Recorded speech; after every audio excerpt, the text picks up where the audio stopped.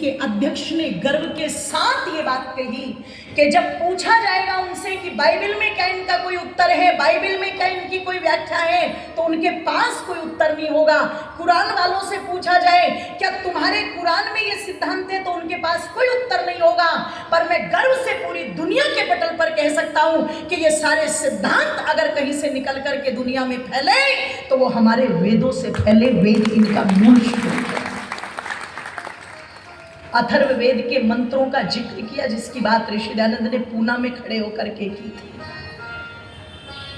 अथर्ववेद में सूक्त आते हैं, अलग अलग सूक्त। मैंने प्रातः काल भी बताया था, कुछ लोग कहेंगे ये पाखंड है, पाखंड नहीं है, यथार्थता है, प्रैक्टिकल करके बोल रही हूं।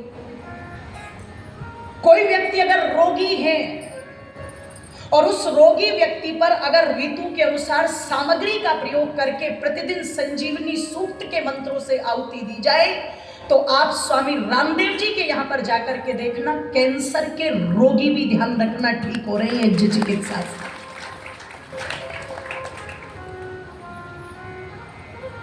ओ मेरी माताओं बंधु, हमने अपनी चीजों को समझने का प्रयत्न नहीं किया, इसलिए आज वो हमें खोखली लगती है।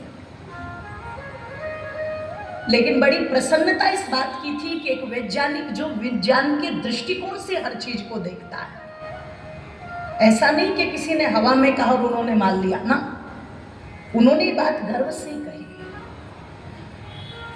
जैसे एक संजीवनी सूक्त है जिसमें उत्तम स्वास्थ्य के लिए प्रभु से कामना की गई, ऐसे अथर्ववेद में एक नासा सूक्त है और नासा सूक्त के अंदर 8 प्रकार के विमानों की चर्चा आती है। 8 प्रकार के सूर्य की किरणों से चलने वाले विमान। आप कहोगे सूर्य की किरणों से विमान कैसे चल सकता है? तो कभी एक बार समय मिले, अगर किसी दिन आपको कल दिन में समय मिले तो YouTube पर, गूगल पर जाकर के सर्च करना, क्योंकि आजकल लोग अपने बाबा की कम मानते, गूगल बाबा की ज्यादा मानते। तो गूगल बाबा की चरण शरण में जाकर के पूछ लेना कि ये जो मंगलयान गया था, जिसके लिए हमारे भारत के प्रधानमंत्री जी ने बड़े गर्व से कहा था कि जितने बजट में हॉलीवुड की एक पिक्चर बन जाती है उससे ज्यादा बजट रहता है उनकी पिक्चरों का, उससे कम बजट में हमने मंगल तक अपना यान भेज दिया। आप जानते हैं वो कैसे भेजा गया? पृथ्वी के बाहर निकल करके जो पैरोडी जिसे कहते हैं वैज्ञानिक, ध्यान रखिएगा, जहां पर गुरुत्वाकर्षण आरंभ होता है, जो चीजों को अपनी तरफ खींचता है, वहां तक वो यान फ्यूल के माध्यम से भेजा गया। लेकिन जो कि विमान की इतनी कैपेसिटी नहीं है कि फ्यूल मंगल ग्रह तक चला जाए, तो उसके बाद क्या किया, उस पर सोलर पैनल लगाए गए और जो सोलर पैनल लगाए गए जो सूर्य की किरणों से चार्ज होकर के उस विमान को बूस्टर कर रहे थे, ध्यान रखिएगा, उस माध्यम से वो विमान घूमता घूमता घूमता घूमता वो यान मंगल ग्रह तक पहुंचा है। अब ये जो सोलर आपके घर में लगे हुए हैं, ये किससे चार्ज हो रहे हैं जी? बोलो तो जरा एक बार, जोर से बोलो, ईमानदारी से बताना। जितने भी 50 साल के आदमी यहाँ पर बैठे हुए हैं, क्या उनको पता था कि सूर्य की किरणों से भी कोई चीज चार्ज होगी जिससे सब कुछ चलेगा? बता दीजिए। लेकिन ऋषि दयानंद को 200 वर्ष हो गए और 200 वर्ष पहले उस योगी ने पूना की धरती पर खड़े होकर के यही बात कही। उस समय लोगों को लगा था बाबा पगला गया है, पर कह दूं आप लोगों के समय, जिन व्यक्तियों ने इस दुनिया के अंदर करिश्मे किए ना, सबको वो पागल ही लगते हैं शुरू में। उन्हें कोई समझदार नहीं कहता।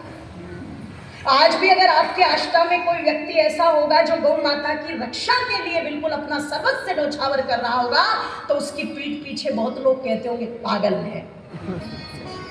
आज भी अगर आपके आश्रम में कोई ऐसा व्यक्ति होगा जो बिल्कुल दिन रात एक करके हिंदुत्व को बचाने पर लगा होगा, तो लोग उसे भी कह रहे होंगे कि ये पागल है। आज अगर आपके आश्रम में कोई व्यक्ति होगा जो जहां खड़ा होता होगा और वहां देश धर्म की बात करता होगा तो लोगों को लगता होगा कि ये पागल है। अरे इस दुनिया ने भगत सिंह को पागल कहा, इस दुनिया ने चंद्रशेखर आजाद को पागल कहा, इस दुनिया ने सुभाष चंद्र बोस को पागल कहा कि अपनी आईएएस की डिग्री फाड़ करके फेंक दिए तो पागल है। इस दुनिया ने वीर सावरकर को पागल कहा, यहां तक कि इस दुनिया ने राम प्रसाद बिस्मिल को पागल कहा, पर उन्होंने उत्तर दिया था कि कोई बात नहीं, तुम समझदार रहो, तुम समझदार रहो, ऐसे समझदार नहीं बनना हमें। जो केवल अपने बारे में सोचे ऐसे समझदार नहीं बनना, जो दुम दुबा करके घरों में बैठ जाए ऐसे समझदार नहीं बनना, जो अंग्रेजों के तलवे चाटने का काम करे ऐसे समझदार नहीं बनना। अगर हम पागल हैं तो है पागल अपनी भारत माता के लिए पागल हैं, इस भारत की आजादी के लिए पागल हैं हम, भारत माता की बेड़ियां काटने के लिए पागल हैं हम, और हमें पागल ही रहने दो। तब बिस्मिल के मुखातिंद से निकले थे कुछ शब्द कि इन्हीं पागल दिमागों में भरे खुशियों के लक्ष्य। डिप्रेशन के शिकार नहीं थे वो कि कोई छोड़ के चली गई तो पंखे से लटक गया। मरीज नहीं थे वो कि माँ बाप ने कुछ कह दिया तो सल्फास खा ली ना, सही थे, जीवित थे, मुर्दे नहीं थे, जिंदा थे। और मुस्कुराते हुए इस बात को कहा था मुझे पर ताव दे करके कि इन्हीं पागल दिमागों में भरे खुशियों के लक्ष्य हैं और हमें पागल ही रहने दो, हम तो पागल ही अच्छे। जो भी कोई व्यक्ति कुछ सही बात करता है, लॉजिकल बात करता है, लोग उसे अक्सर पागल कह देते हैं।